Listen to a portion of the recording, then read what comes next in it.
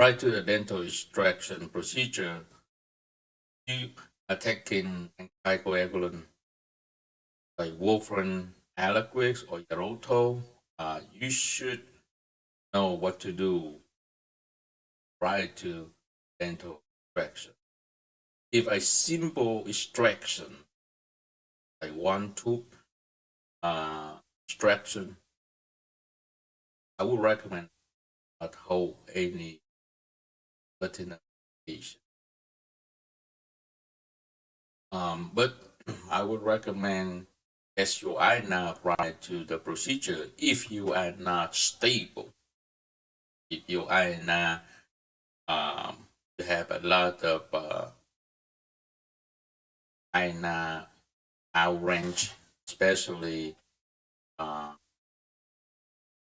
your upper range. You should check your eye now prior to procedure to avoid bleeding. So, if you have multiple tooth extractions, then I would recommend to hold from 2 to 5 days prior to the procedure. You should check with your dentist or oral surgeon. You see what they expect. Some dentists they may tell you they want eye between 2 and 3, or they want eye less than 2 prior to the procedure. Then you will let your doctor who manage your warfarin know that your eye expect to be at certain level prior to the procedure. Usually, they want your eye on the day or within 24 hours prior to the procedure. So if depend if your eye excuse me, if your eye not stable, or higher than the upper range, like a week or 2 weeks prior to the procedure, then your doctor may recommend that you should hold your warfarin to make sure you get or you achieve the eye goal. Expect to be within 24 hours. So, for example, if your eye like 3.5, 2 weeks prior to the procedure, right? So, I would recommend you need to hold your warfarin 1-2 days prior to the procedure, and then you need to detach the eye the day of procedure. So to make sure your eye at 2.3, 2 to 3, that what your dentist want.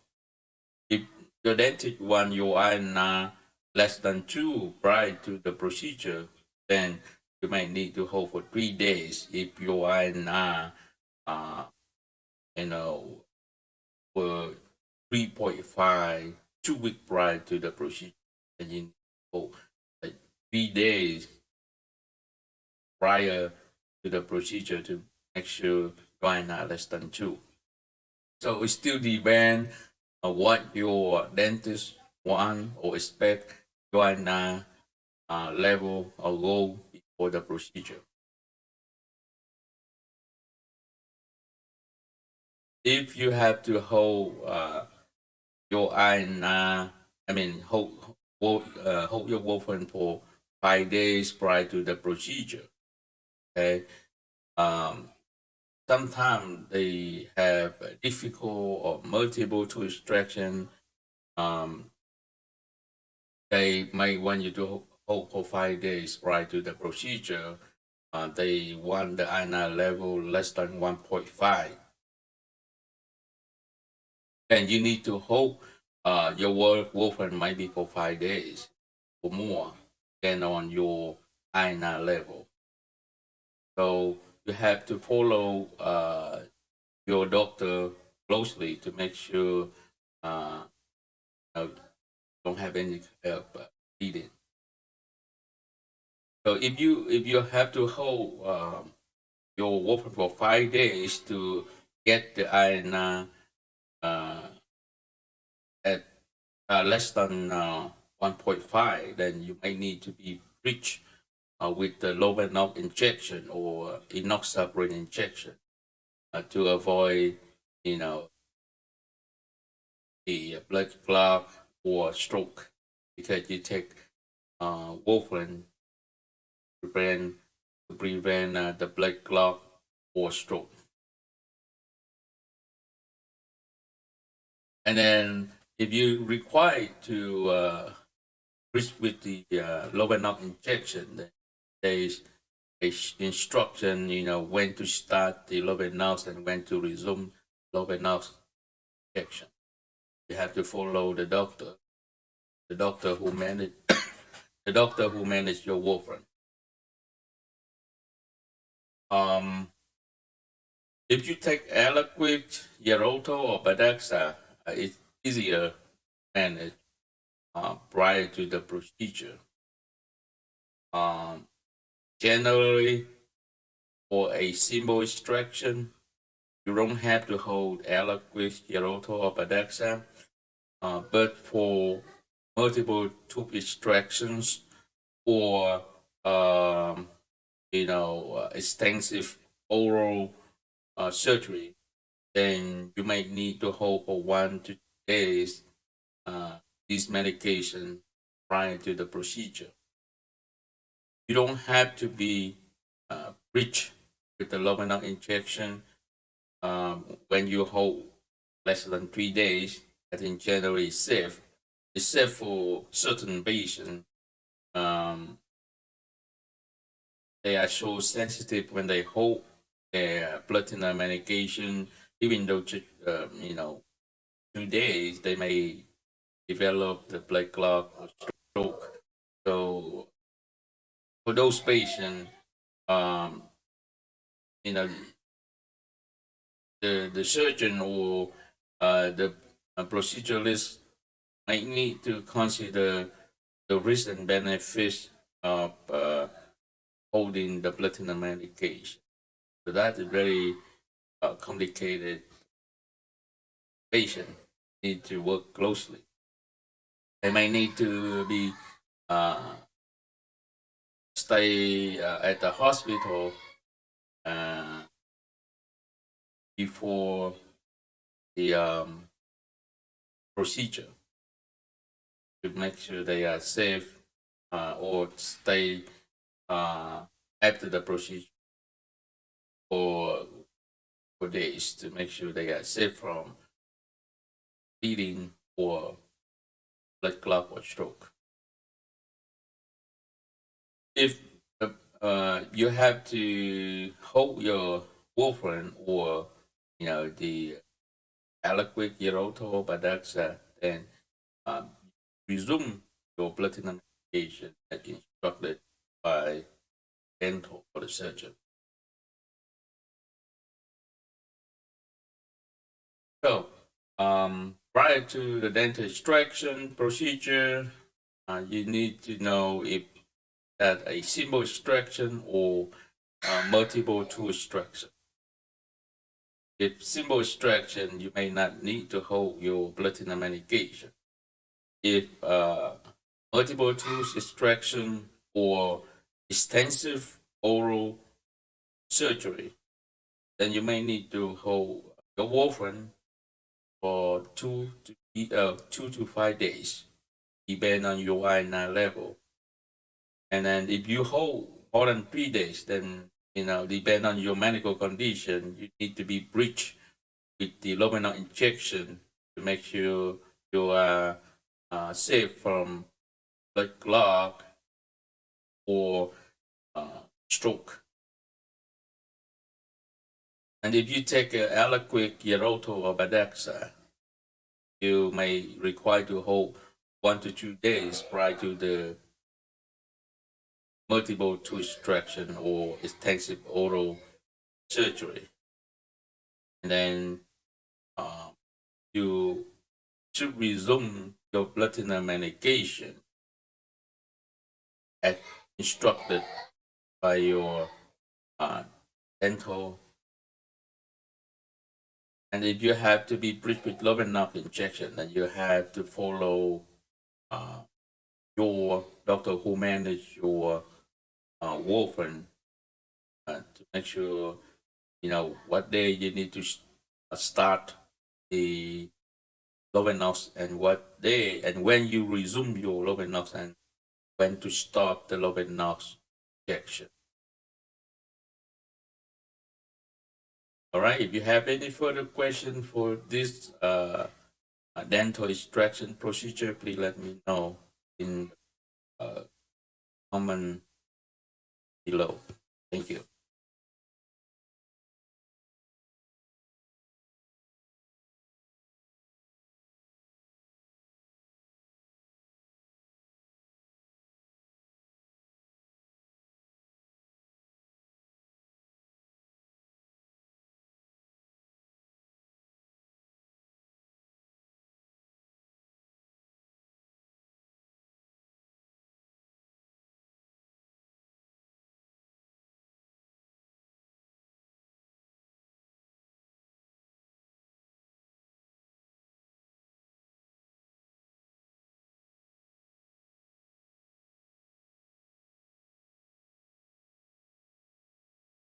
For the dental cleaning procedure, what you need to do prior to dental cleaning procedure, if you are taking blood thinner medication like warfarin, Eliquis, Roto, Badaxa, so I would recommend that you should not hold blood thinner medication for routine dental cleaning.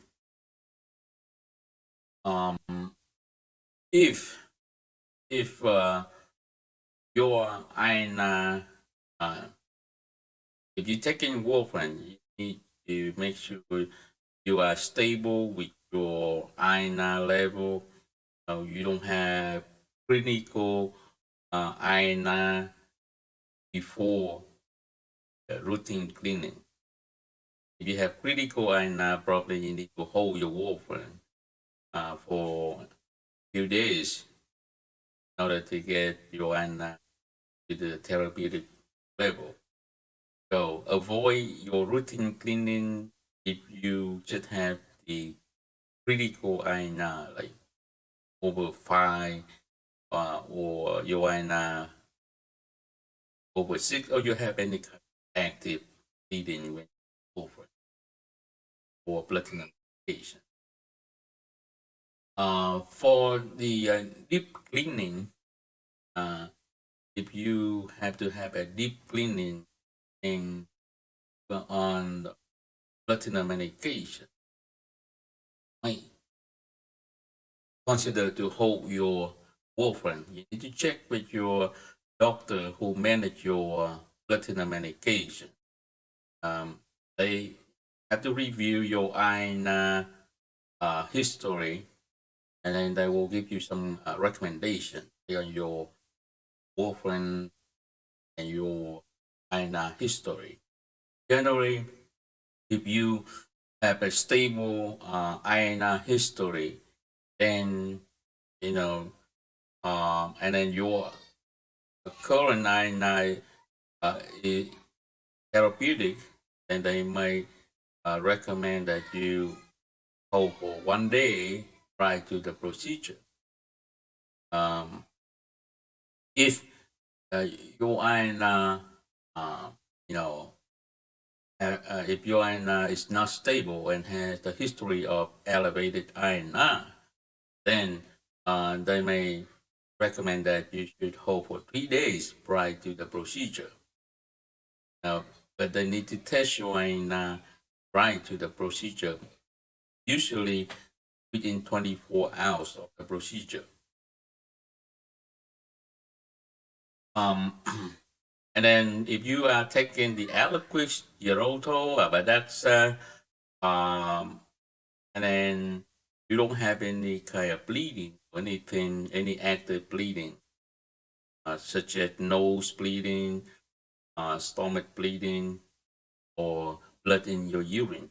And then you might need to hold for 1 day, right, to keep cleaning. And again, if your dentist, they are not concerned about your bleeding, then they don't recommend you have to hold your blood thinner medication, then you should not hold your blood thinner medication. You don't have any concern about bleeding. If you are stable with your warfarin doses, and then you have a good history of your INR, therapeutic for a long time, then you should follow your dental recommendation. If you have concern, you should always ask your doctor who manage your warfarin. Make sure you are safe from any procedure. Okay. If you hold your warfarin or your Aliquis, you should resume your blood thinner medication as instructed by dental. If you have any question, you ask your doctor who manage your warfarin when you resume your blood thinner medication. Generally, if you don't have any kind of bleeding or if you don't have any instruction from your dental when to resume your warfarin, then you know your doctor who manage warfarin might have you to resume your warfarin after the procedure, but you need to double check so you are safe. All right. So, any further question or any concern prior to dental procedure? What you need to do when you are taking the blood thinner medication? Please let me know in the comment below. Thank you. Bye.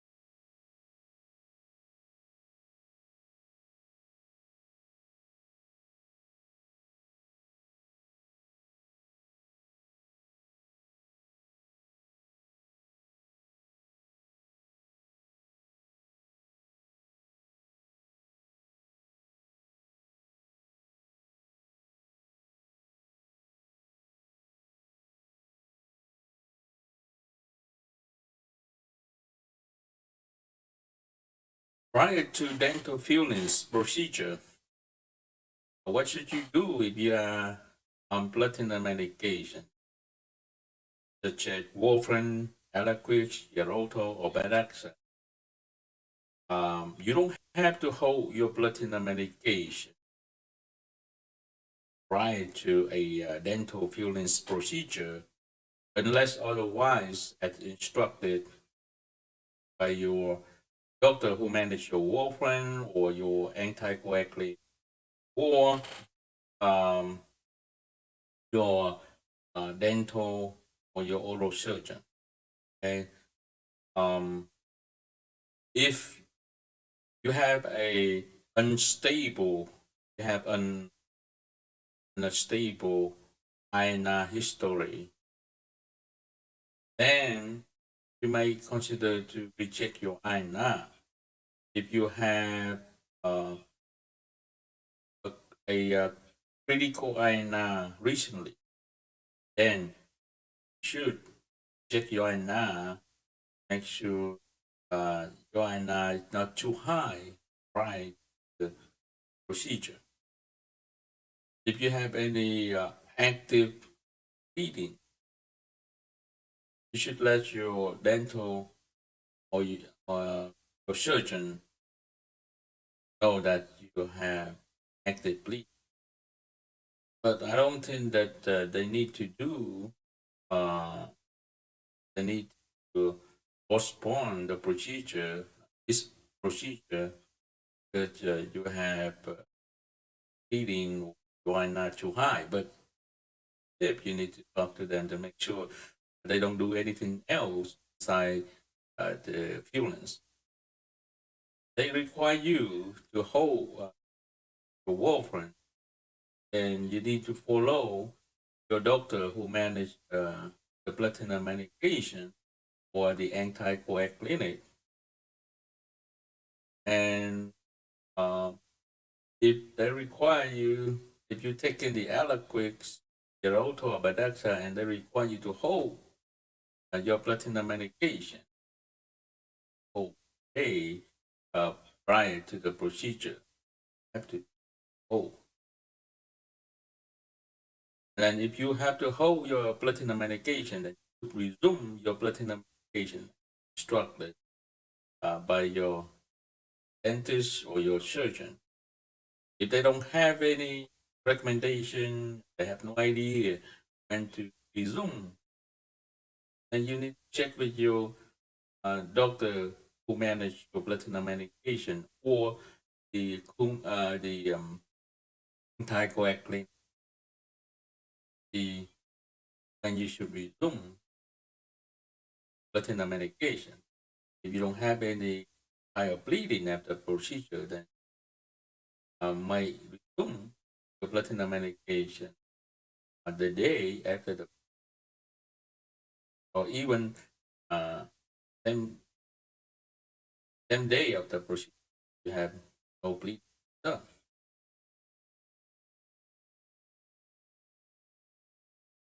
all right, so again, before a dental fillings procedure, you don't have to hold any blood thinner medication. That's otherwise that's instructed. And then you don't have any stable iron history, critical iron recently, then check your to the higher bleeding risk um, procedure. Um, and I just say for the feelings, you should not worry about iron history or bleeding. But if you have life threatening bleeding, probably do anything at the hospital eye, then they have a puzzle agent push your bleeding back to normal. All right, if you have any further question or concern prior to a dental procedure, please let me know in the comment below. Thank you.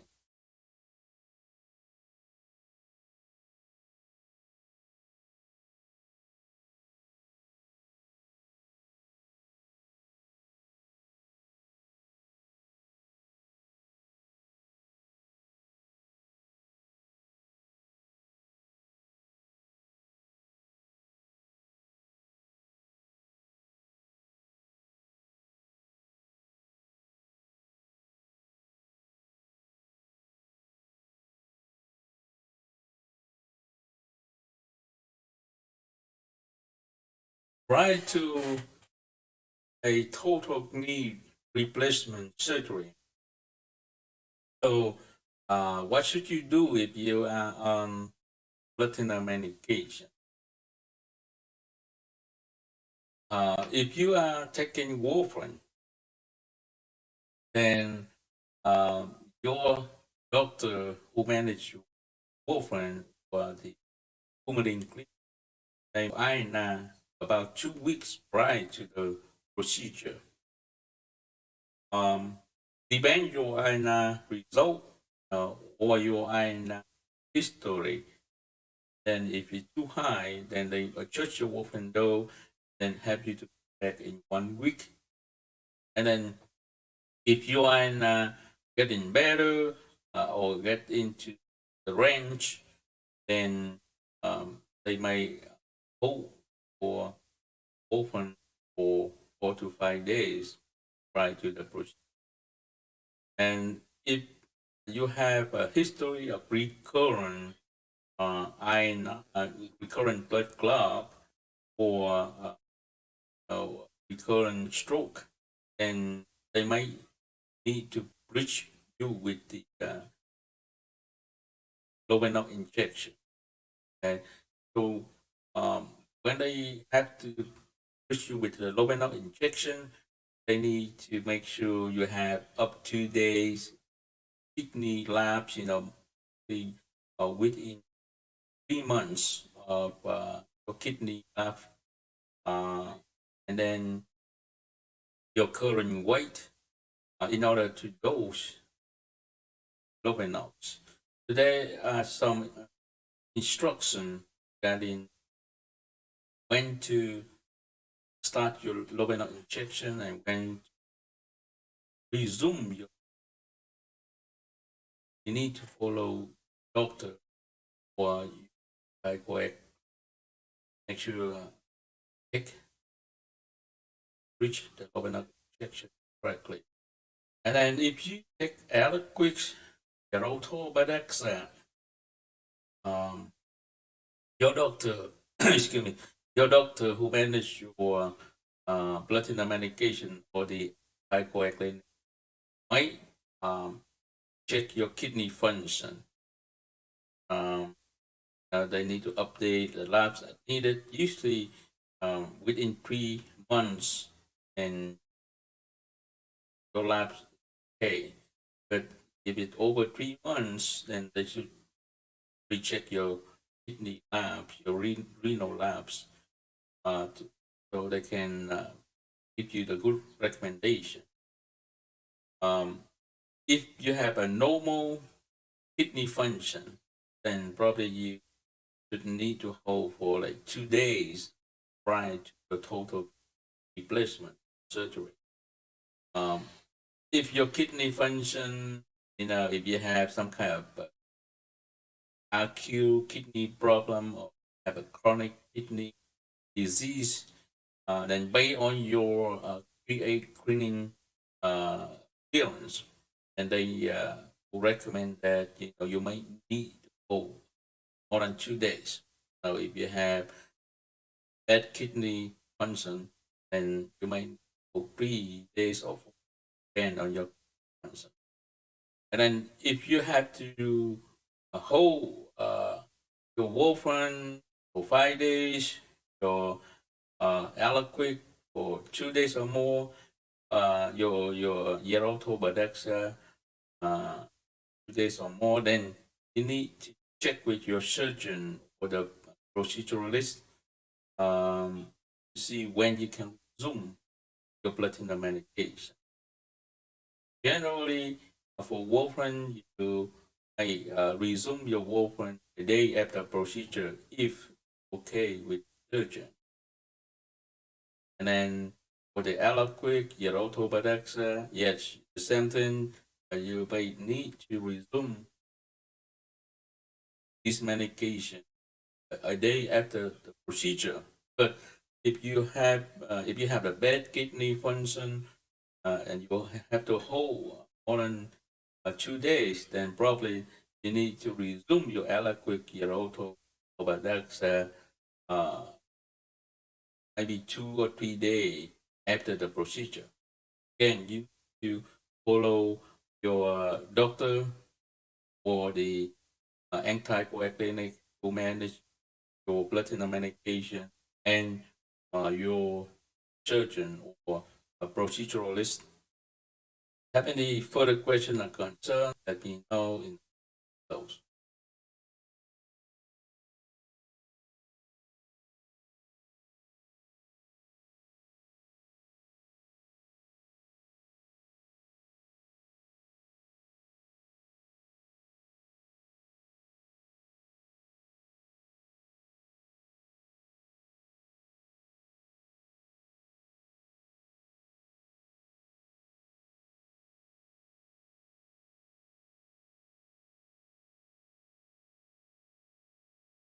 before a dental root canal procedure, what should you do if you are on platinum medication, such as warfarin, Eliquis, Xarelto, Bardaxa? Um, I would recommend you should not hold your platinum medication. Otherwise, as instructed by your doctor or your anticoagulant.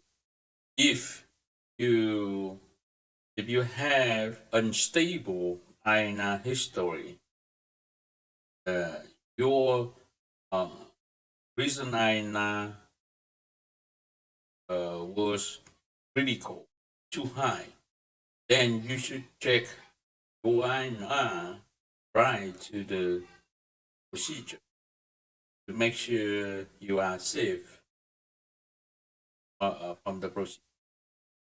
Um,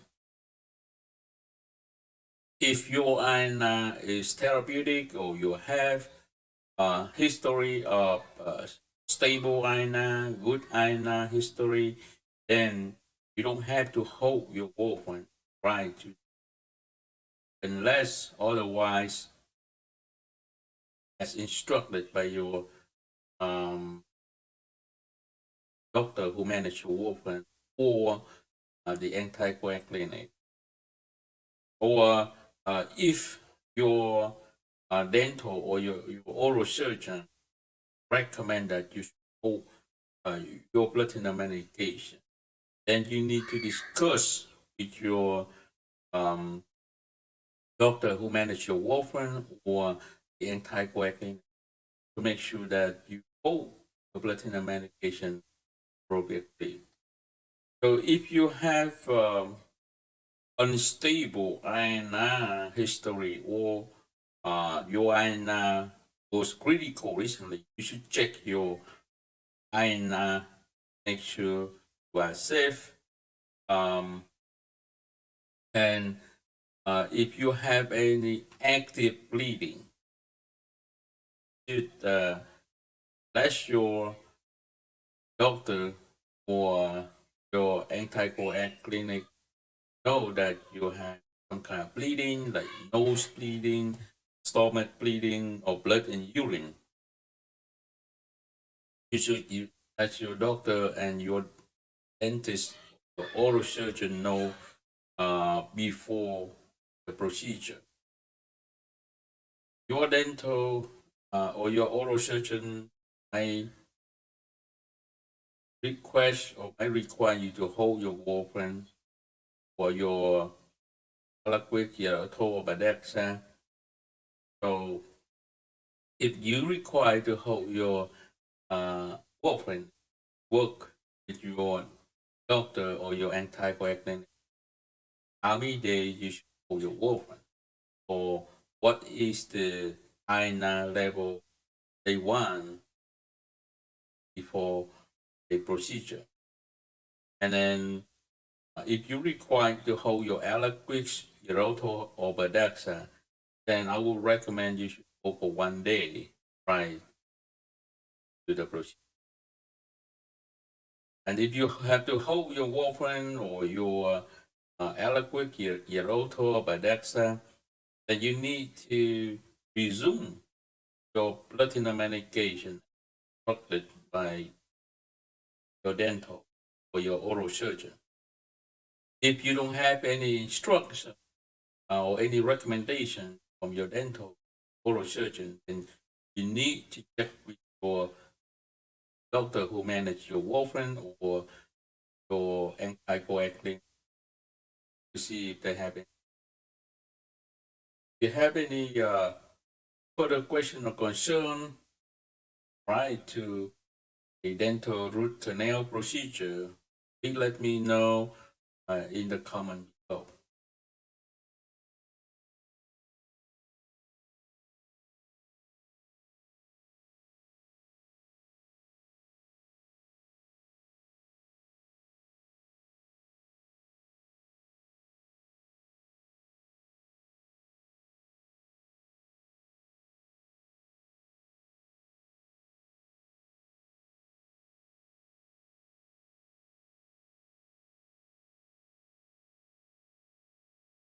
prior to dental scaling procedure.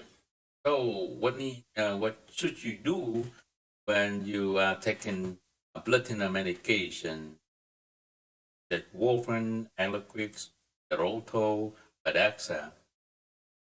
I would recommend you should not hold blood thinner medication otherwise as instructed by your doctor who manage your warfarin or your community clinic who manage your warfarin. Or your anti clinic who manage Eliquis, Xarelto, or Adaxa. If you are taking warfarin and you have unstable iron history, then you need to check your INR to make sure you are not critical prior to a procedure. So if you have a critical INR, you should hold your warfarin until your INR back to the therapeutic level or below your range, be safe for the procedure.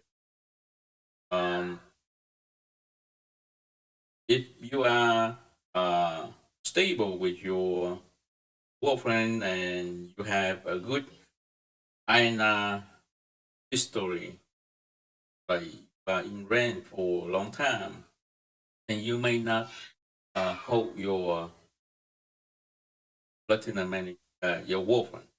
Okay? If you don't have any active bleeding or any concern about bleeding, then you don't have to hold your blood thinner medication prior to dental scaling. If you have to hold your blood thinner medication prior to the procedure, as instructed by your dental, then you need to resume your blood thinner medication instructed. Make sure have a bleeding can control your blood clot or prevent stroke if you do not, if you take too long to consume for blood thinner medication. So that's one way you need to check your dentist or your oral surgeon to make sure that they have any instruction for you for the procedure. Let them know that you are on blood thinner medication if they have any instruction. If they have no concern, no instruction, then you should check with your doctor or the anticoag clinics, make sure they have a recommendation, save the procedure.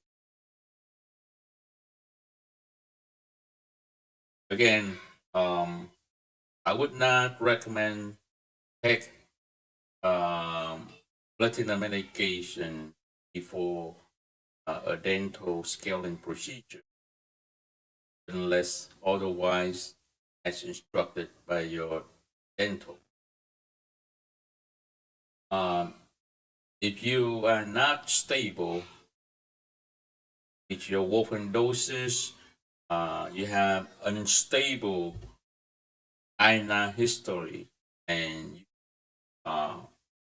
have the critical INR recently, and you should talk to your doctor or your anticoag clinic.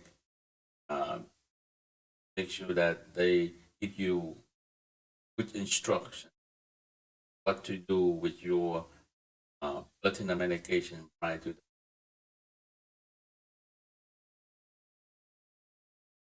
And then after the procedure, you resume your blood thinner medication as instructed by your dental. If you don't have any instruction, if they don't know what to recommend, then you should follow your doctor or your anticoagulant recommendation. Safe. Resume your blood thinner medication appropriately. If you have any further question or concern about uh, before dental scaling procedure, what you need to do when you're on blood thinner medication?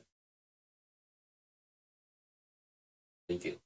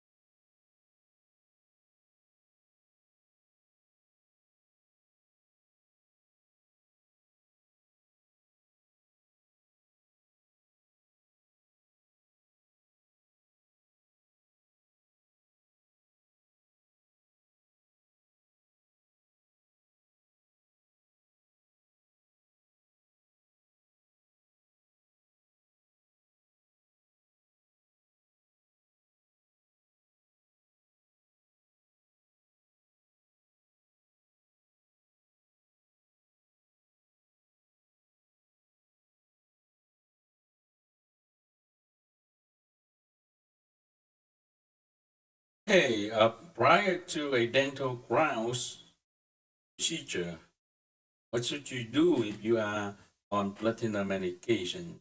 Get warfarin, Eliquis, Geroto, Badaxa. Um, I would recommend should not hold any platinum medication prior to this procedure. Otherwise, as instructed by your doctor who manage your warfarin or platinum medication or hypo. Um, you should check your iron warfarin if you have a uh, critical iron recently. If your iron history not stable, um, you have active bleeding like blood in urine, stool, uh, cough up with blood, stomach bleeding, nose bleeding, and like that, then you need to let your dentist, dental know that you have some concern with your healing. Excuse me. And then you might need to make sure your iron not too high prior to avoid any major bleeding. Um, sometimes your dental may find something that may want to do this additional procedure, then uh, will cause a problem. They're not aware of critical iron, your active bleed. That if they want you to hold your warfarin prior to dental crowns procedure, then you need to discuss with your doctor who manage your warfarin or other blood thinner medication, or you need to discuss with anticoagulant. Sure, you have the instruction. Save. And then if they want you to hold your Eliquis, Xeroto, or Badaxa prior to the procedure, for this procedure, you may need to only hold the blood thinner medication for a day prior to the. Again, you need to talk to then your doctor who may your Eliquis, Xeroto, or Badaxa, or talk to your anticoagulant for the instruction. If you have to hold your blood thinner medication prior to the procedure, then you should ask your dental when to resume your blood thinner medication. If they don't have any instruction or any recommendation, then you need to discuss with your doctor who makes blood thinner medication or the anticoagulant. Generally, if you don't have any bleeding after the procedure, right, resume the blood thinner medication on the same day or a day after the procedure. If you have any question, any further question, then let me know in the comment below.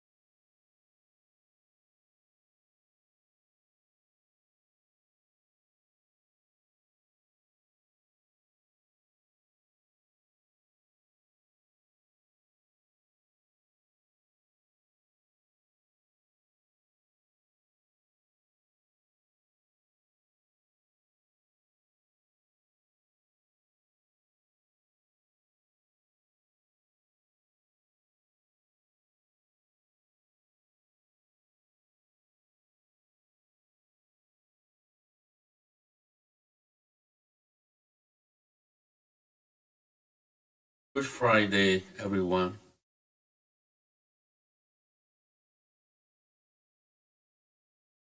I would like to talk about pharmacy law today. Um, a lot of patients and some pharmacists confused about pharmacy law every day, especially um, retail pharmacists uh, and people who work um, at the chain pharmacy like CVS, Walgreens, Walmart. Um, they face with the pharmacy law every day. So I would like to talk some important pharmacy laws that may be benefits for both patients and pharmacist folks. So I would like to talk about Schedule 2 to 4 controlled substance prescriptions. Schedule 2 uh, is different uh, with Schedule 3 and Schedule 4 and Schedule 5 and the prescription only. So the Schedule 2, like oxycodone, um, you know, hydrocodone, morphine, uh, those medications, uh, controlled substance, Schedule 2 or C2 prescription. So first I would like to discuss about day supply. Okay, so excuse me. So the day supply of C2 prescription, um, the maximum day supply for the C2 prescription is 30 days. But for some C2 medication, the maximum day supply can be 60 days, like for the medication or the dextroamphetamine or methylphenidate for the ADHD. So those medication um, can be 60 days supply. And some injectable infusion medication during the bumps, um, they might be okay for 90 days supply. So for these day supply limit is a different and vary state to state. So you may need to check with your state law to see what are they supply limits for the Schedule 2 prescription.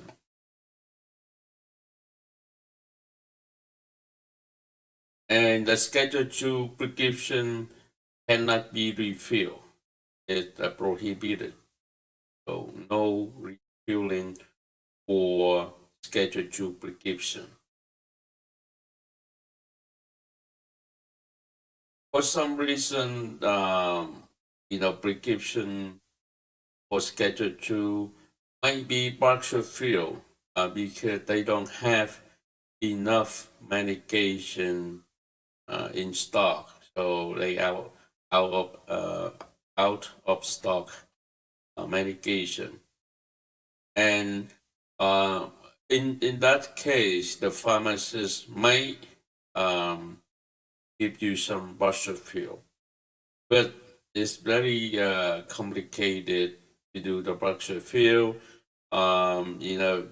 Pharmacists need to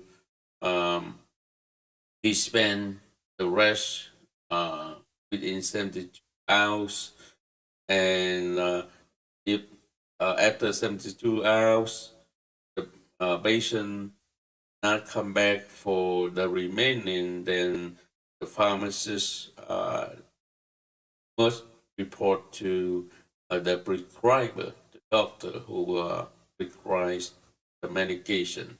This little, it has some a complication if something happened after the partial fill.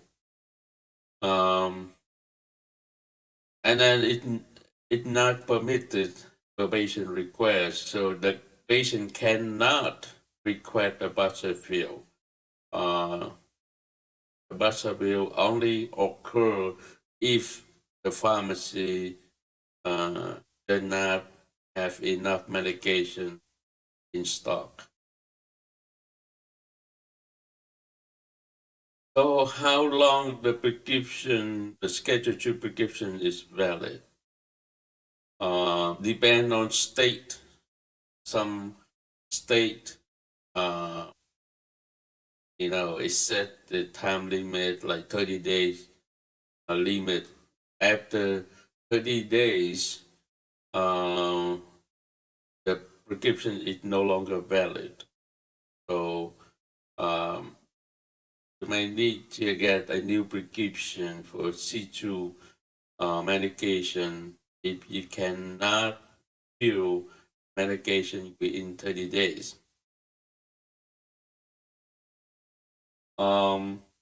But for some medication, for some patients, like patients in long-term care facility, like a nursing home patient, or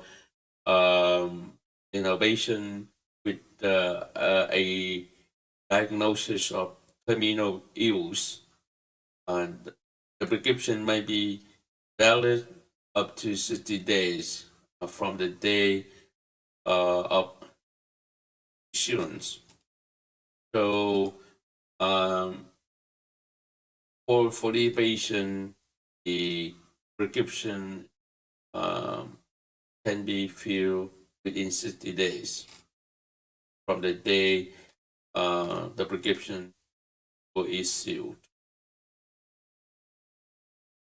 So this is very important numbers and informations when you have the prescription for Schedule 2 controlled substances. You need to know some basic information to avoid, the prescription become invalid, and make sure you get enough medication, the total quantity, prescribed instead of a partial fill. If you uh, don't get a partial fill within 72 hours, then you cannot get the rest of the medication. And remember to fill the medication within 30 days. No refills permitted. Um, and then understand the state laws to make sure, if you have the prescription for dextroamphetamine or methylphenidate for the ADHD, and some injectable infusion bombs, the medication for infusion, then you need to, make sure you fill the medication within the time limits. All right, if you have any question, please let me know in the comment below. I'm going to talk a little bit about Schedule 3 and 4 prescription. So,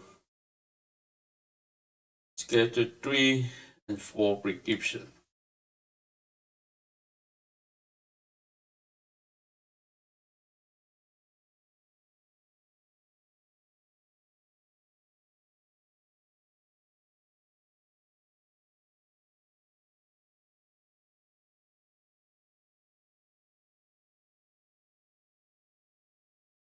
There you go. Schedule 3 and 4 prescription.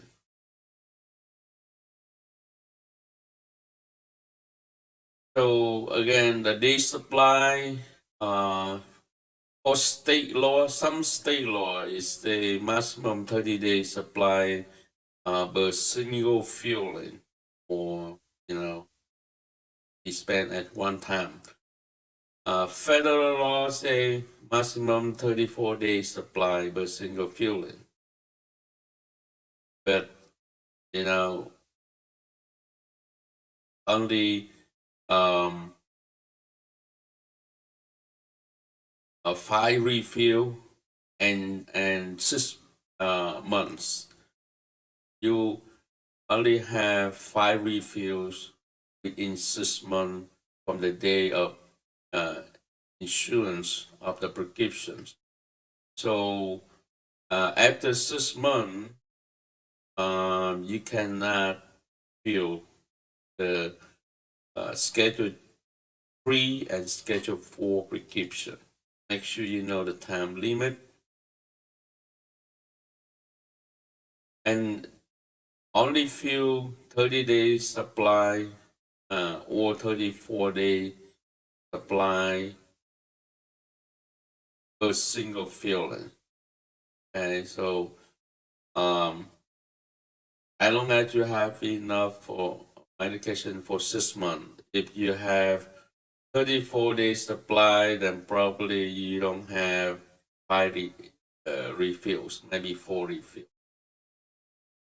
So it might be we need to do some calculation of 6 months is equal 24. Probably you have 4 refills if 34 days supply. For box refill,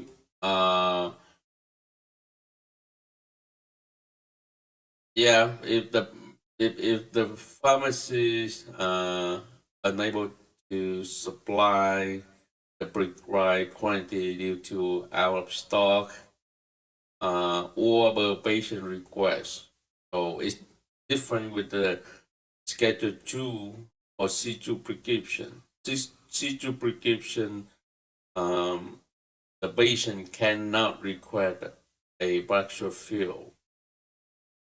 Okay, and then for state law, you might not exceed 30 days supply, and the total quantity in all box refillings may not exceed the total quantity prescribed.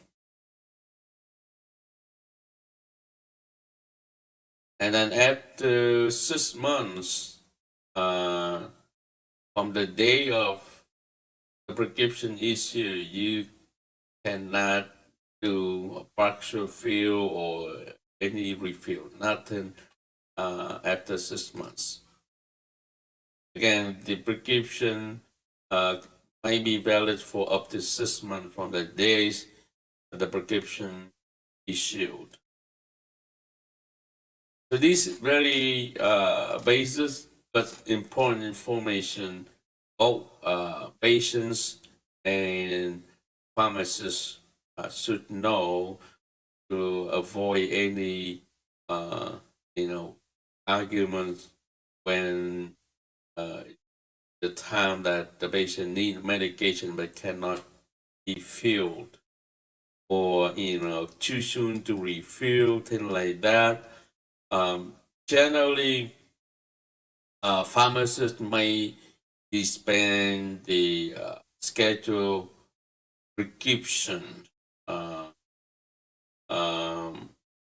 maybe only 2 days earlier.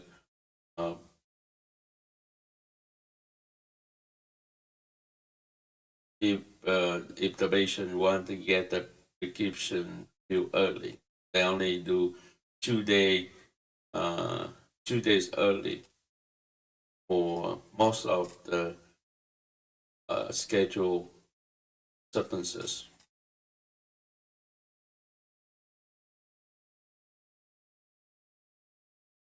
All right, so this is some pharmacy laws that it occurs every day, and then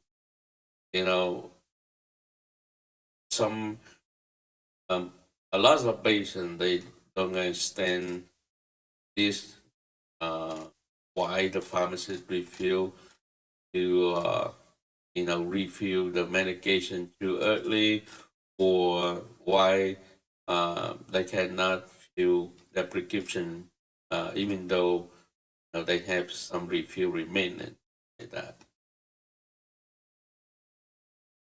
And the pharmacist, the healthcare insurance might have some information. For example, if you fill the prescription multiple pharmacy, uh, your insurance may let the pharmacist know that you already fill this medication from the other pharmacy. So the pharmacist will know if you already got the medication for the pharmacy. Right? If you have any question or concern about this pharmacy law, please let me know in the comment below. Thank you for listening.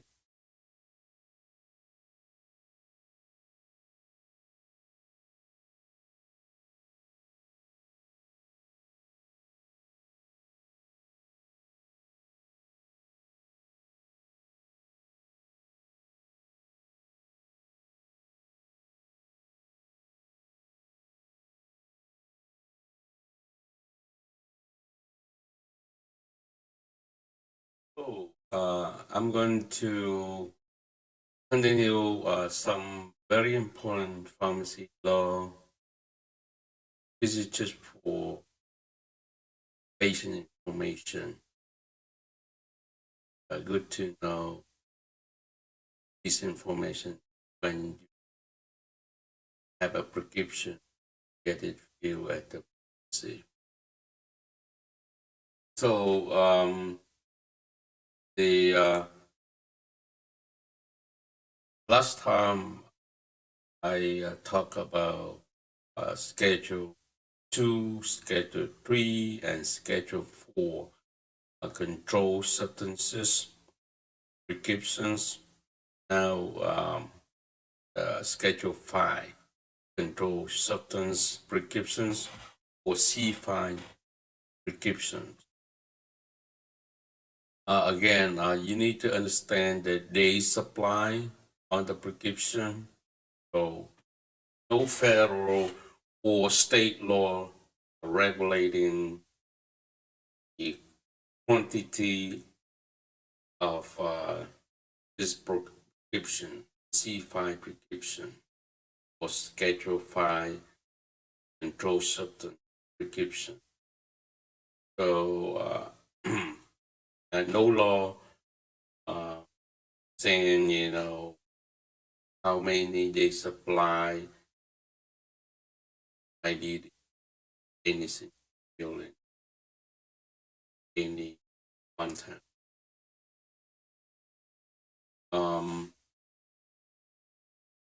For the refill, no specific or set time limitation. So, for the C5 prescription,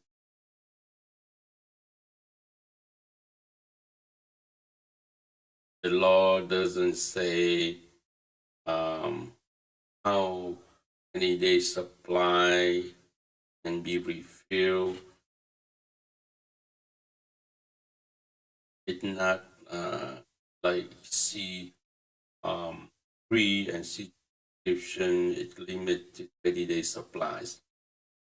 So, but many states, may limit refills of C5 prescription by refills within a 6-month period.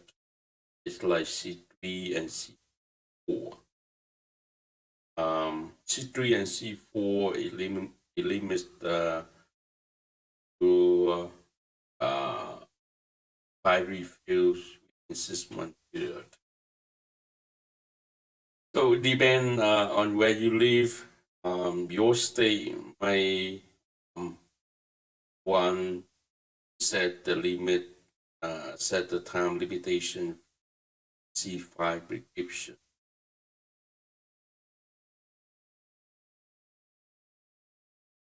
The C5 prescription may the fracture field. So there is no law regulating fracture field for C5 prescription. But the total amount of all fracture fueling but not exceed the total amounts required.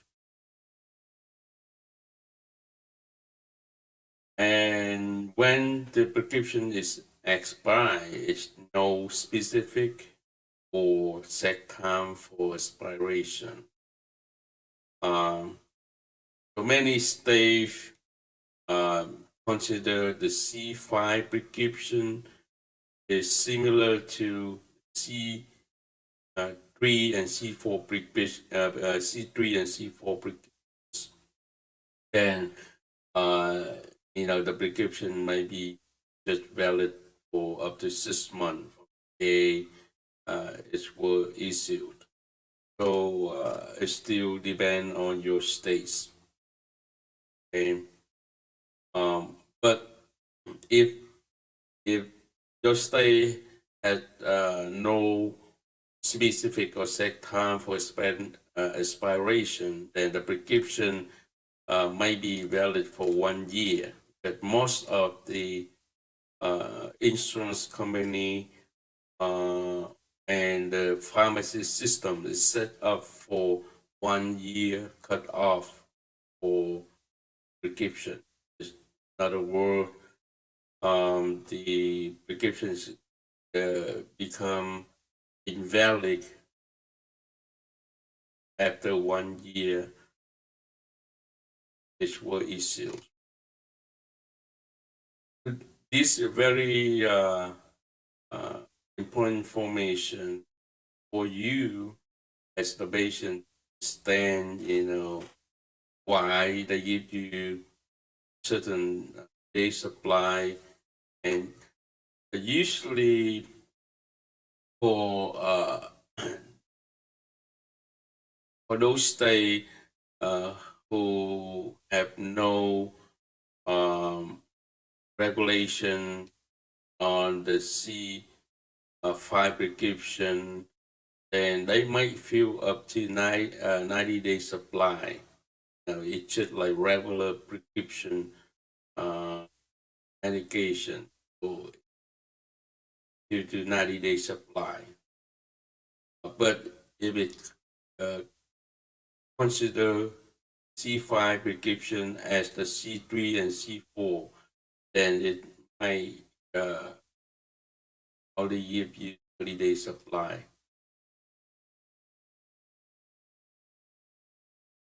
And again, check your state regulation to see if you can refill the prescription beyond 6-month period. And most of the prescription is not valid after 1 year. Those very important limitation of the prescription. Please let me know if you have any question for the Schedule 5 controlled substances prescription or C5 prescription. Thank you.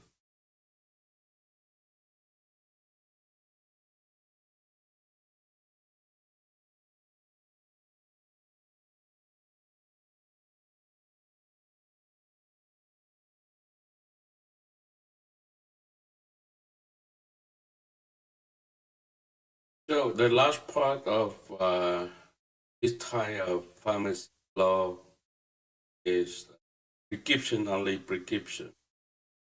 The RX only prescription, or some states they say C6 or Schedule 6 controlled substance prescription. Either RX only prescription or scheduled control substance prescription. So the supply, so no law talking about the quantity maybe dispensed at any single filling. So most of the insurance limit for 90-day supply. For people who travel overseas or something like that, might request 6 months supply. But like I say, most insurance companies limit for 90-day supply for prescription only medication. And then some medication, it's very dangerous to dispense over 3 months supply, like over 90-day supply, medication like antidepressant or antipsychotic. Those medication, they might limit to 90-day supply maximum, like medication like a Seroquel or Lexapro or some medication require to monitor your blood like Coumadin or warfarin. Those medications, they may not give you more than 90-day supply. That is the patient safety, not about insurance, not about the money. That is the safety. Most of pharmacists or the doctor, they don't feel comfortable, they are not comfortable to dispense more than 90. For the refill, there's no specific or set time limitation, but many insurance companies and pharmacy systems set for 1 year. After 1 year, you probably need to get a new prescription, or the pharmacy folks, they may call your doctor office to get a prescription renewed. Structural field is permitted, however, the total amount or quantity in all partial fillings must not exceed total amounts prescribed per prescription. So when the prescriptions expire, I just say valid for up to 1 year from the days where issued from many insurance companies and pharmacy systems. No transfer of refill for the prescription only beyond 1 year from the day of issuance of the original prescription. So, the pharmacy cannot transfer your refill to a different pharmacy if the prescription beyond 1 year. So after 1 year, most of the prescription is invalid of insurance companies or pharmacy system. You may ask a new pharmacy call your doctor to get a new prescription or get the prescription renewed. That's all you can do. That the old pharmacy cannot transfer your expired prescription, you know, to a new pharmacy. So this is very important information for you as a patient to understand how the pharmacy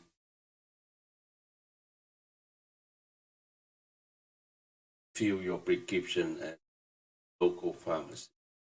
You know, when they get your prescription, they look at the day of the prescription were issued, and then the day supply, the prescriber or the doctor want, and then some prescription, yeah, they, like some chronic disease, you might request 90-day supply, like high blood pressure or diabetes, high cholesterol, those disease, those medical conditions, a chronic medical condition require you to take for a long time, then you might request 90-day supply for your convenience.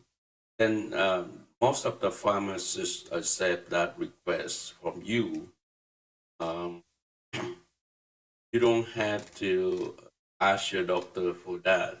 You can ask the pharmacy to fill a 90-day supply as your request.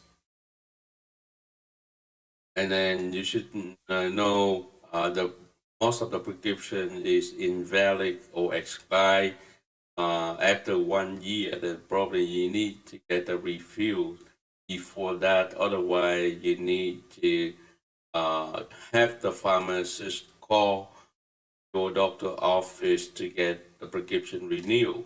Some medication require you to see your doctor before they can renew.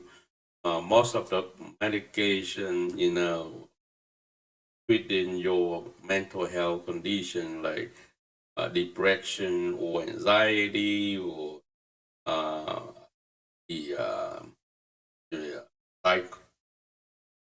the psycho problems, and you need to see a psychiatrist before you get the prescription renewed. Or some medication require to monitor your blood, like coumadin, need to get the lab blood test draw before they can renew your prescription. And like that, you need to work with your doctor. The pharmacy cannot help you with those things.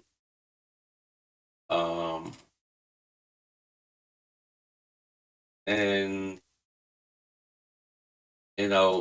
within 1 year limit, the pharmacy can transfer your refill to a new pharmacy. For example, you got prescription with 11 refills, and then the prescription after 6 months of the day of insurance of the original prescription, then the pharmacist can call to a new pharmacy to get the prescription transfer. But after 1 year, they cannot do that. The prescription is no longer valid in their pharmacy system. I think most of the pharmacy set the 1 year cut off for the prescription only medication. All right, so that's all about the prescription. From C2, C3, C4, C5, and C6 prescription. And C6 prescription is the regular prescription or the RX only prescription. Each state they call different. And so you may have to check with your pharmacy, your local pharmacy, to see how they call the schedule system control substance prescription. Sometimes they call the RX only prescription. Sometimes they call schedule system prescription or regular prescription. If you have any further question or any concern, please let me know. I'm willing to explain pharmacy law. If you confused or if you don't understand anything about pharmacy, please let me know. I want to clarify or make sure give you the good information that can help you understand why the pharmacy give your medication, why sometimes they don't. They review your prescription. Thank you. Have a good one.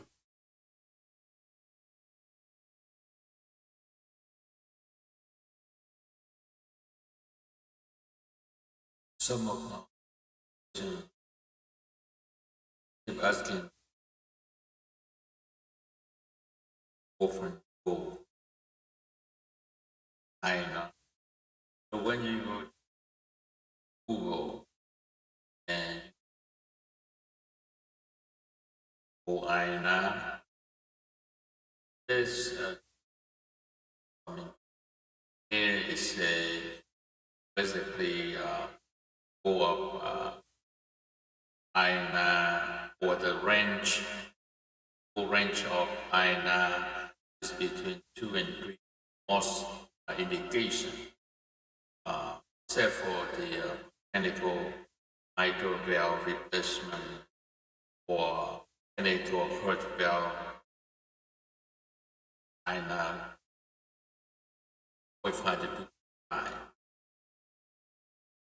That's correct, but also the other special INR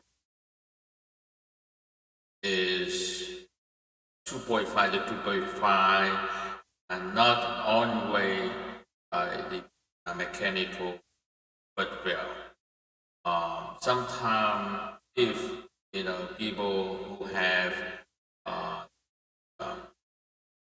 different thrombosis or DVT or the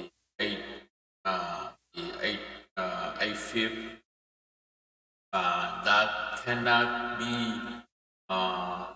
controlled by warfarin with the go-to-3.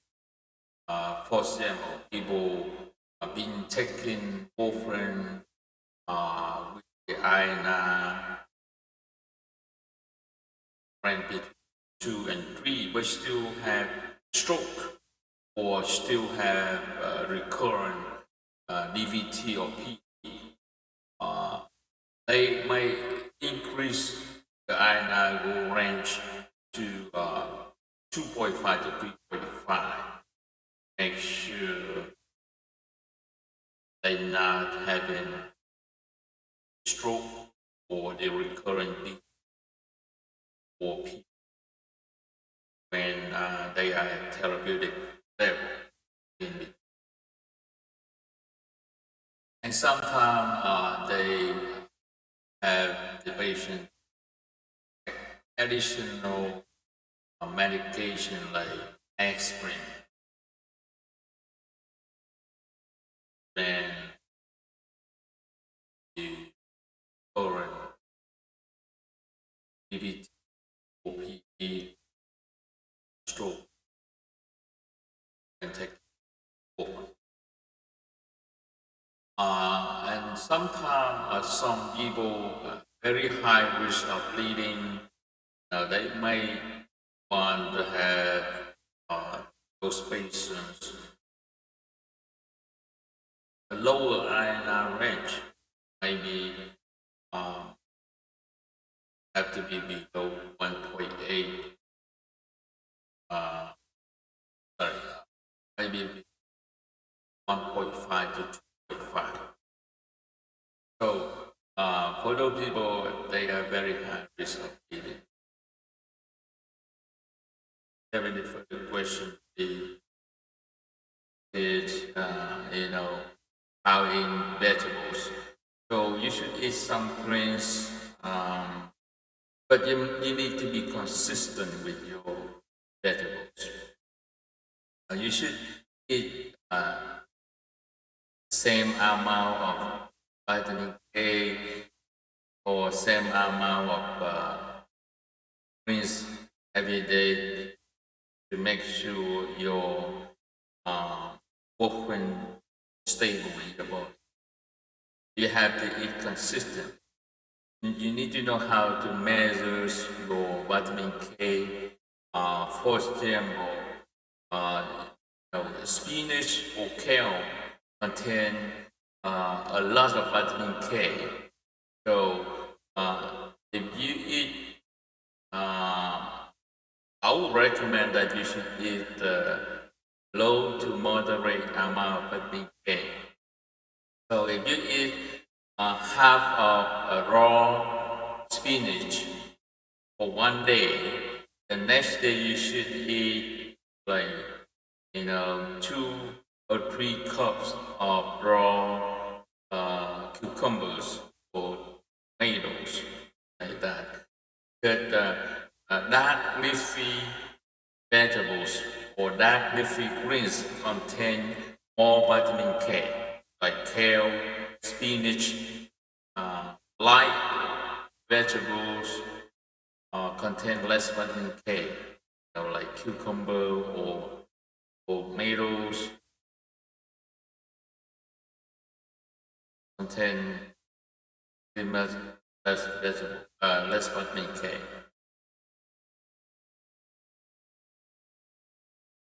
So I would recommend that you should eat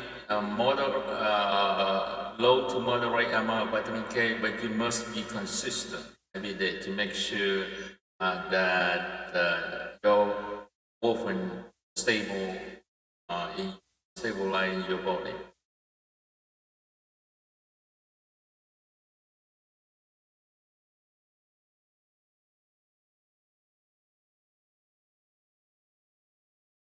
Generally, when you see this question, can you eat food with vitamin K on often? Yes, I would say yes. You can eat some food with vitamin K, but you must be consistent and you should know how to measure the amount of vitamin K in each food in order to make sure you eat a similar amount every day.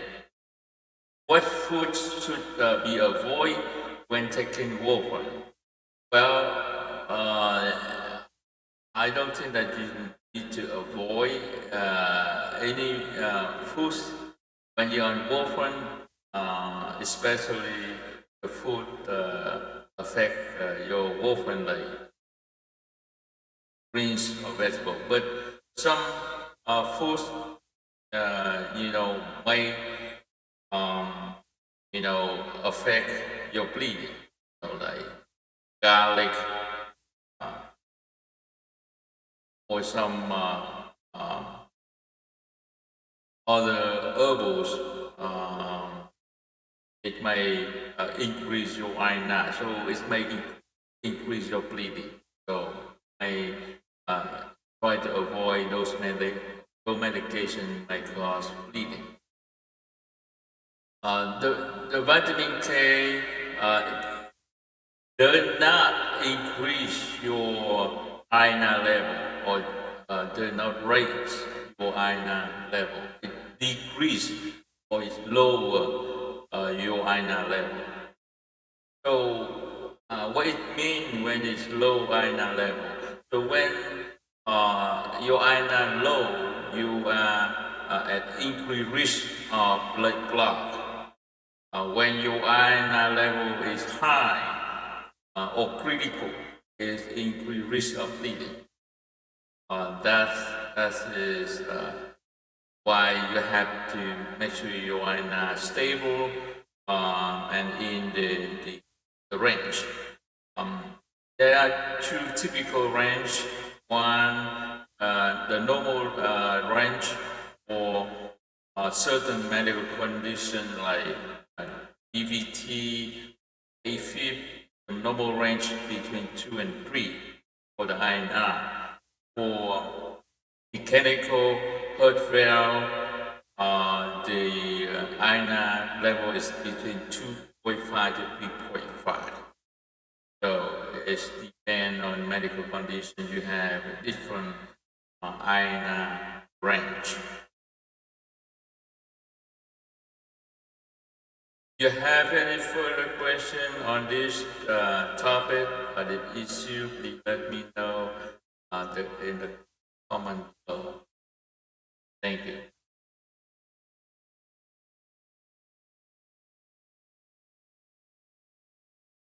Hello, Yatu. This is a good question. What is difference between both Tylenol? I say Motrin is a non-inflammatory steroid drug. So it's used for mostly for inflammation pain, like ache or muscle pain, muscle cramps, like that. Whereas the Tylenol is used for non-inflammatory pain, you know, like my headache or my fever or my back pain. But just pay attention on the side effect for each of these medications so you probably. So Motrin may affect your stomach like ulceration when you use very high dose or you take it in empty stomach. So, and then it may affect your kidney also. So, when you take Motrin, you have to take with a full stomach, and you can take 15 or 30 minutes after eating. And Tylenol may affect your liver. So you should not exceed 4,000 milligrams of Tylenol for any circumstance. So generally, you take 500 to 1,000 every 4 to 6 hours, but do not exceed 4,000 milligrams a day. May affect your liver, especially if you have any liver disease. You should consider heavily when you take in Tylenol. And when drinking too much alcohol, you should avoid taking Tylenol. May affect your liver. Those this is very important to consider when you should take Tylenol or Motrin. That's pretty much, what is different between iron and molten. If you have any further question, please comment below. Let me. Thank you.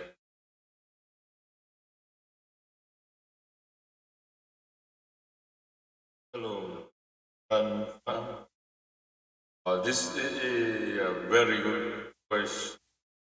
Uh, Lots of people taking fish oil nowadays for their cholesterol um, and other medical conditions such as arthritis, inflammation, or uh, or the heart. So the there are some drug interaction between fish oil and water. Um, some people may experience more bleeding or bruising when taking fish oil and water. So if you have any abnormal bleeding or bruising, um, you should report to your doctor. Anyway, before starting fish oil or any over the counters or herbals, you should check um, the doctor who managed your warfarin to make sure he or she aware of new medication or over the counters that may increase risk of bleeding when we are on certain medication such as warfarin. And I think fish oil may not affect other oral medications such as Eliquis or Eroto.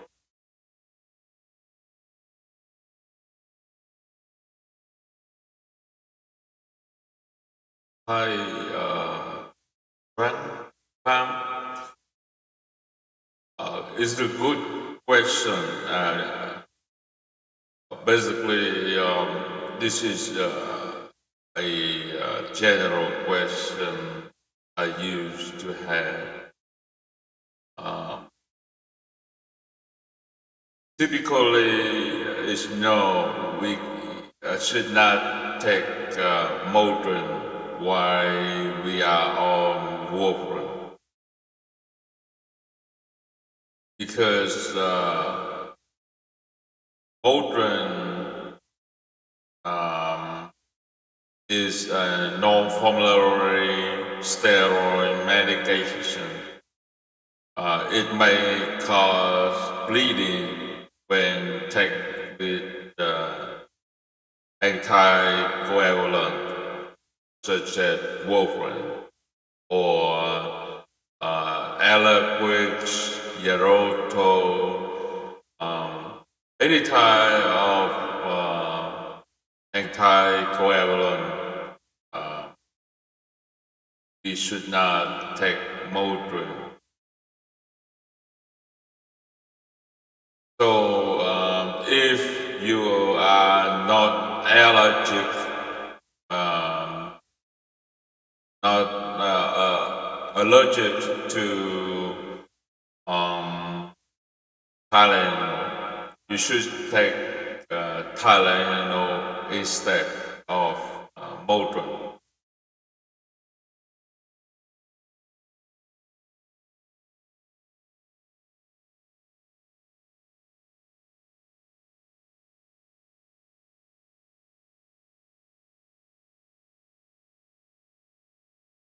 Hello, young thing. This is a very good question. A lot of people ask me this question when I handle manage the comedy clinic. Yes, some people have to take both warfarin and aspirin.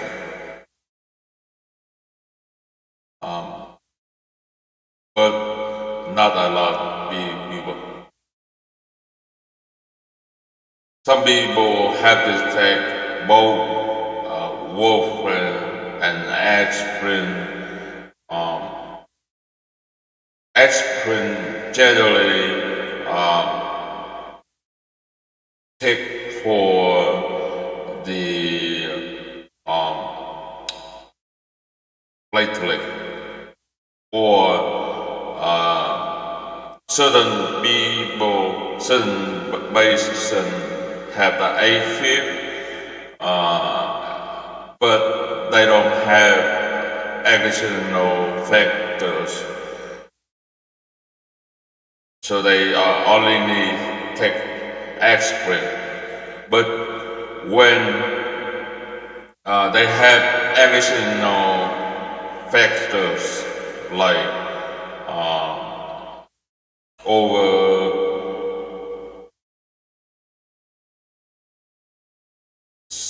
over 75 or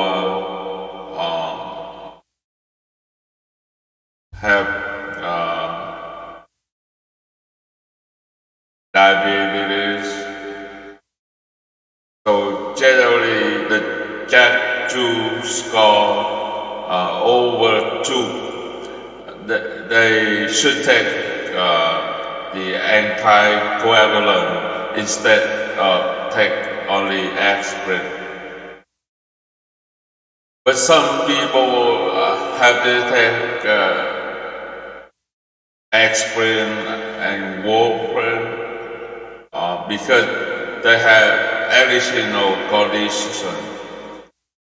For example, people who take warfarin for the AFib, and they have to take maybe aspirin for the stent. People who have the stent in their body, they may have to take aspirin for 1 year also. Some people have to take the other anti-platelet like Plavix. So depending on your medical history, your doctor or your pharmacist will review whether or not you should take both aspirin or warfarin. Thank you for your question.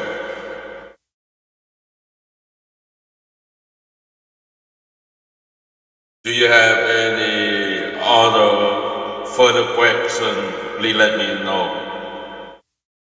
Thank you.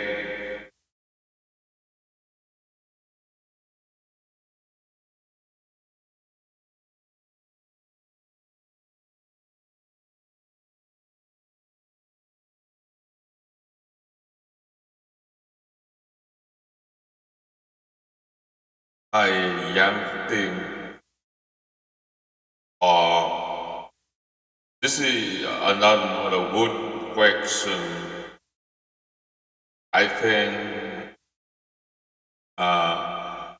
generally for the major procedure or surgery, I would recommend to hold aspirin for 7 days.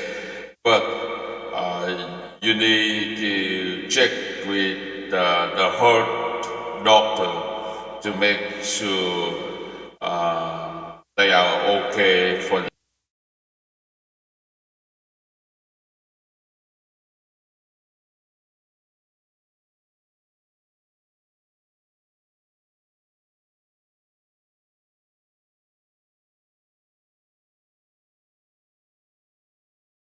how to switch from warfarin to Eliquix. So you can go to Google and type in switching from warfarin to Eliquix or Abixiban. You can find uh, about 400,000 results. Okay, but the first few um, website help you to understanding how to switch from warfarin to Eliquix or other direct acting oral anticoagulants. So for Eliquix, we'll switch to the Eliquix when the iron are less than 2. So, excuse me. So, for example, if the patient iron is therapeutic at the Coumadin clinic visit, I used to have the patient stop taking warfarin about 2 days prior to starting the Eliquix. So, at that time I had time to send out the medication to the patient. For example, if I overnight, then the patient should receive the medication the following day. Or if the patient pick up the medication at the window at the pharmacy, then the patient have the medication ready to switch to the Eliquix from warfarin. So again, it depends on the iron level, so we can um, eh, have the patient switch from warfarin to Eliquix from the outpatient setting. So if the patient inpatient or hospitalized, then it easy just stop the warfarin and try to retest the iron to make sure it's less than 2 before start taking the Eliquix. It's more easier for the patient to switch to the Eliquix when they're still at the hospital. But if the outpatient management, then you need to like stop the warfarin for 2 days. If the iron at the therapeutic level, and then start the Eliquix to make sure the iron less than 2. If the iron a little bit high, like 3.2 or 3.3, then I would would recommend to stop the warfarin for 3 days prior to starting Eliquix. But what happens if the iron at the really high, like 3.6 or above in the time visit? Then I would recommend I would reduce the dose or take up a partial dose Uh, and then retest INA in 1 week to make sure INA level uh, therapeutic before switching to the elements. And when the INA at the therapeutic level, and just try to hold 1 or 2 days prior to the aliquots, prior to starting the aliquot to make sure that INA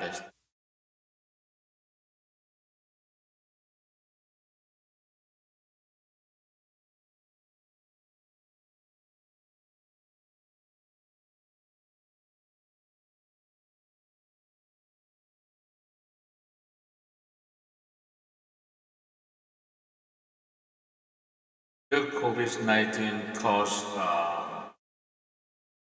VTE, the thromboembolism, venous thromboembolism, the DVT or PE, deep vein thrombosis or pulmonary embolism. You can go to Google, you can type COVID-19 cause VTE. It will show up, about 840,000 results. So the first few results indicate that the patient with the COVID-19 infection might experience an increased risk of venous thrombosis, the DVT or PE.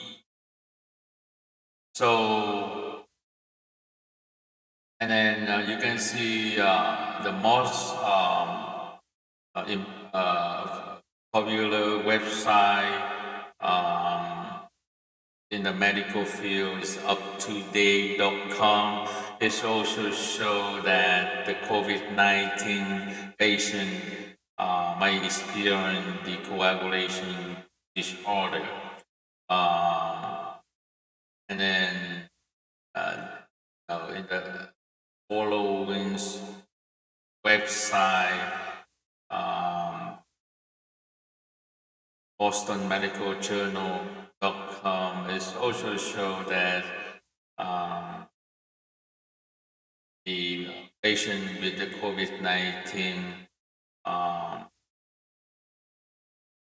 are associated with the venous thrombosis.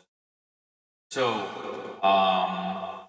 yes, the answer is yes, the COVID-19 might cause the venous thrombosis. So, I have experienced some patients who have the COVID-19 vaccine, and they experience the increase of the INA. So the COVID-19 vaccines might increase the INA number. It's not much. It's about between 0.5 to 1. For example, people who normally have INA around 2.5, they may increase the INA to 3.0 to 3.5 after vaccination. So, but it not last long. Usually they experience the INA increase in about 3 to 4 weeks.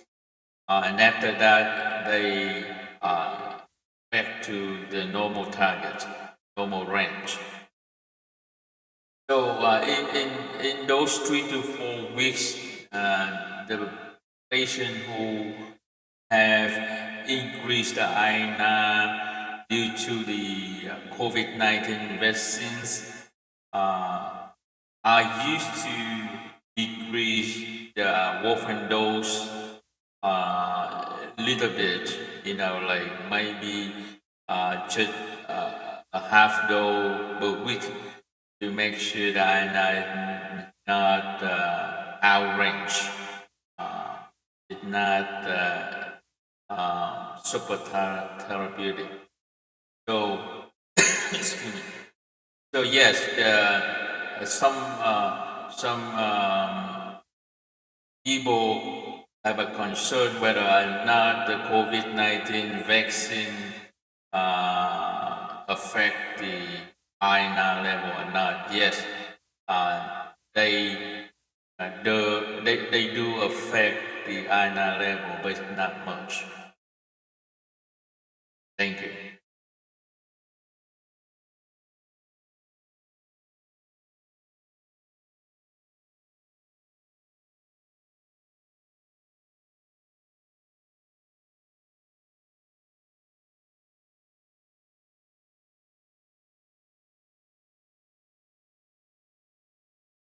So how you switch from Eloquent to warfarin? You can go to Google and type in switching from Eloquent to warfarin. You buy about 300, more than 300,000 results from this search.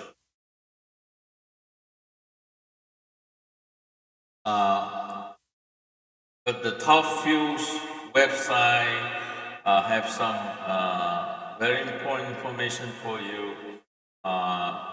The first one say converting the aliquots or BC-band.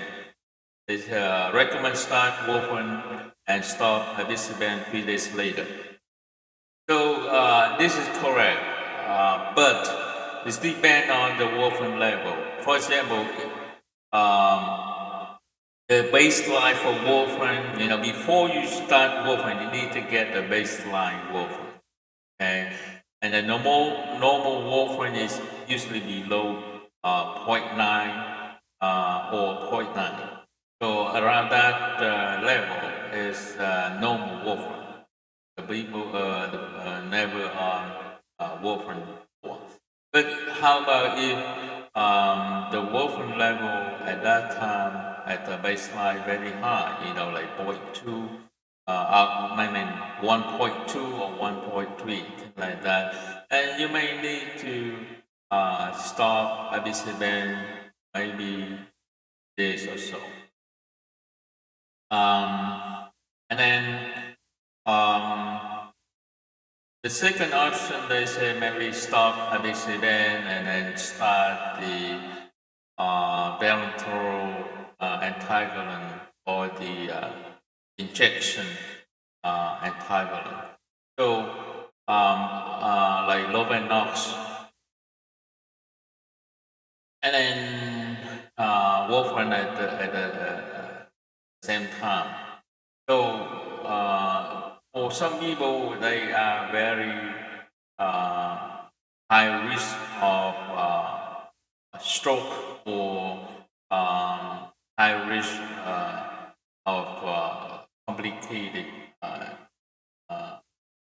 situation. So you need to make sure that the patient not have any kind of life-threatening issue.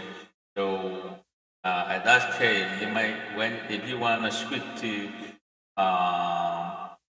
warfarin, then you probably need to make sure warfarin at a therapeutic level. In order to do that, because it takes about 3 to 5 days in order to make sure that I get to into the therapeutic level. In order to make sure that you need to have some form of injection, like lobanol injection, to make sure the patient is not risk of having stroke or dangerous blood clot. So that's about what you need to know when you switching from aliquot to warfarin. But you need to make sure you have the baseline iron And then based on the iodine level, you may need to to make sure when it's safe to stop the Alaquix. Maybe 3 days later, if you have no more baseline iodine, if you have high baseline iodine, then you might need to consider to stop the Alaquix a little bit sooner. And then if you think that the patient is very high risk of having stroke or dangerous blood clot, then you need to make sure that you have some form of the injection, like low venom injection, make sure the iodine level at therapeutic before you stop the low venom injection. Make sure the patient not having stroke or dangerous blood clot, like blood clot in their lungs. Thank you.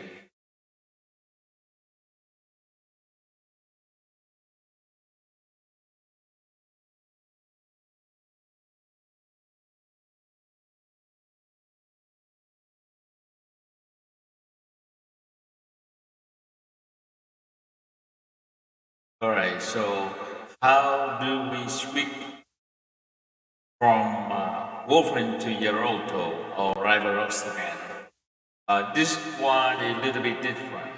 Uh, you can go to Google and type switching from warfarin to Xarelto or rivaroxaban. You have about more than 400,000 results.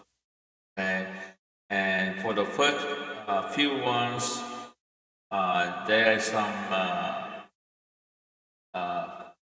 information that tell you how to switch to Xarelto from warfarin. So right here they say from warfarin, stop warfarin and start Xarelto when iodine less than 3. You know that for the Eliquix or Bedex, when iodine are less than 2, but for Xarelto it's than 3. Why? Why is different? Because Xarelto is kind of little bit, it has a little bit longer half-life. So when it has longer half-life, means the medication lasts longer, and then it take longer time to get to the peak effect. So when the iron is less than 3, so you stop the warfarin and start Xarelto. It takes some time for Xarelto to work in your body. So that's why they want the iron less than 3 instead of less than. So and then similar to Eliquix, if the patient had the life-threatening blood clot or having high risk of stroke, then you may need to consider the anticoagulant injection, like low venom injection. So,